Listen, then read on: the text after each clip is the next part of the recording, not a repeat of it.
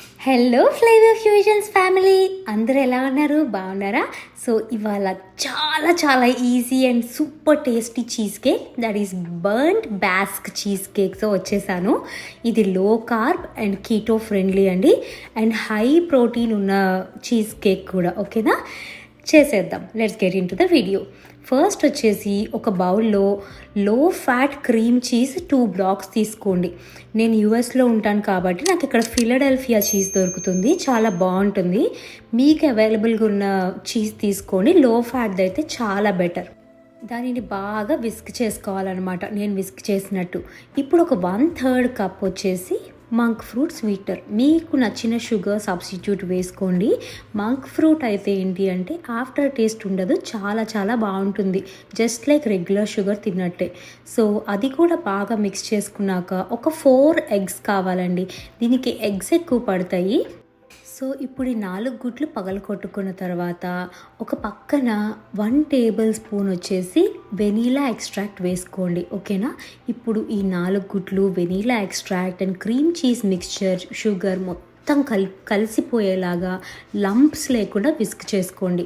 దీనిలోకి మనం heavy cream బదులు 2 టేబుల్ స్పూన్స్ గ్రీక్ యోగర్ట్ వాడుతున్నాం, అంటే హంగ్ కర్డ్ అనమాట. మనం లో క్యాలరీ చేస్తున్నాం కాబట్టి యోగర్ట్తో రీప్లేస్ చేశాను. అండ్ మైదా బదులు 2 టేబుల్ స్పూన్స్ ఆల్మండ్ ఫ్లవర్, అంటే బాదం పప్పుల పౌడర్ అనమాట. ఇది వచ్చేసి హై ప్రోటీన్ కంటెంట్ ఉన్న ఫ్లవర్, మైదా పిండిలాగా అండ్ హెల్దీ కాదు, వెరీ వెరీ హెల్దీ ఫ్లవర్ అనమాట, ఆల్మండ్ ఫ్లవర్. ఇది అయిపోయిన తర్వాత బ్యాటర్ రెడీ అయింది కదా. ఇప్పుడు ఒక 9 ఇంచ్ ప్యాన్లో పార్చ్మెంట్ పేపర్ లైన్ చేసి పెట్టుకొని బ్యాటర్ అంతా ట్రాన్స్ఫర్ చేయండి. ఒక 400 డిగ్రీస్ ఫారెన్హైట్లో 60 నిమిషాలు బేక్ చేసి నైట్ అంతా ఫ్రిడ్జ్లో పెట్టిన తర్వాత బయటికి తీయాలి. ఇప్పుడు చూసారా, burned Basque cheese cake, keto friendly, లో carb and high protein cheese cake ready అయిపోయింది. చూసారా ఎంత బాగుందో, సూపర్ టేస్టీ ఉంటుంది, వెరీ వెరీ క్రీమీ ఉంటుంది. అండ్ మీకు డయట్ చేస్తున్నారు కాబట్టి మీరు ఎప్పుడైనా షుగర్ క్రేవింగ్స్ అవుతే హ్యాపీగా ఇది ఒక స్లైస్ తినచ్చు, క్రేవింగ్స్ కూడా సాటిస్ఫై అవుతాయి అన్నమాట. సో నేను ఇప్పుడు 8 స్లైసెస్ కట్ చేశాను. ఈచ్ స్లైస్ వచ్చేసి లెస్ దాన్ 200 క్యాలరీస్ ఉంటుందండి.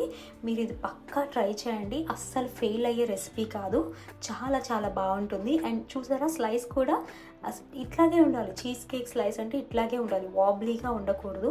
ఇలా పట్టుకుంటే వచ్చేసే అంత బాగా స్టిఫ్గా ఉండాలి, క్రీమీగా ఉండాలి, అండ్ చాలా చాలా టేస్టీగా ఉంటుందన్నమాట ఈ రెసిపీ అయితే. సో మీకు నచ్చితే కనుక కామెంట్ చేయండి, ఓకేనా.